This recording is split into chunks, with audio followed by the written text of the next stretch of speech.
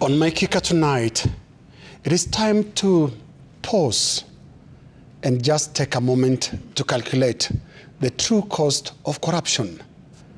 We keep talking about debt, but I think we are backing up the wrong tree.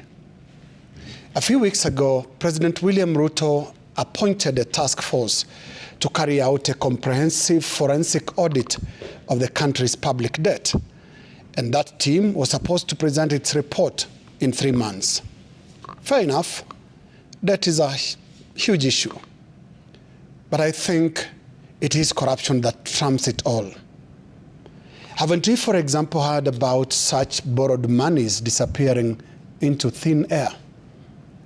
Just to jog your mind, a cabinet secretary for Treasury could not explain where money is borrowed through the Eurobond, and it could not be accounted for. When pressed to account, the then cabinet secretary said something like the money went into budgetary support. Yes, it was that general and that casual. Nothing specific. Yet the Eurobond figures involved was about $2 billion US, which in today's exchange rate would amount to about, or just over, 250 billion shillings. So between debt and corruption, it is time Kenyans correctly pointed where it is truly hurting. Earlier today, there was a first ever conviction of a sitting, or should I say former governor, for corruption. And this may come as welcome news for all Kenyans who crave for good governance and who yearn for a successful war on corruption. Without a doubt, the case against former Samburu Governor Moses Lenore Kulal showcased the manuscript of grassroots corruption that is attending to the conduct of business in the counties. The former governor of the poverty and conflict-stricken arid county of Samburu brazenly transacted business with his own county government, supplying his own government with fuel through his own company. Lenore Kulal was the first governor of Samburu, having been elected in 2013 as the new constitutional order took effect. As the Lenore Kulal's case proves, gluttony, greed, has been top of the agenda for some of those elected to run counties under the devolution provisions of the Constitution.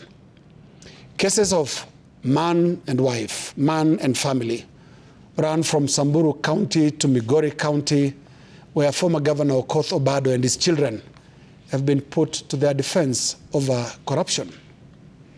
Then there was a 35 million shillings case against Tharaka Nithi Governor Muthomi Njuki and, wait for this, his wife. And a 56 million shillings case against former Governor of Kakamega, Wycliffe Oparanya, now Cabinet Secretary. Both cases abandoned mysteriously by the Office of the Prosecutor, DPP.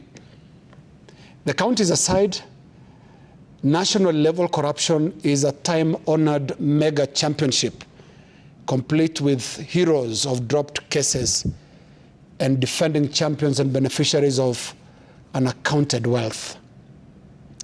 Arorki Marer, a water and energy project that turned out fictitious, cost the taxpayers some 21 billion shillings. And to date, no money has been retraced and no one has been held to account for the loss.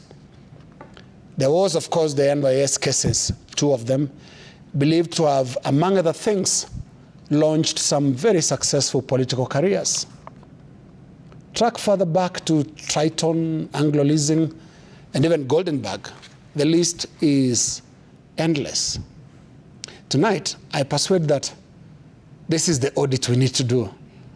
As we audit the public debt, let us audit cases of corruption and see just how much we actually lose to graft. Former President Uhuru Kenyatta once put the figure at 2 billion shillings a day.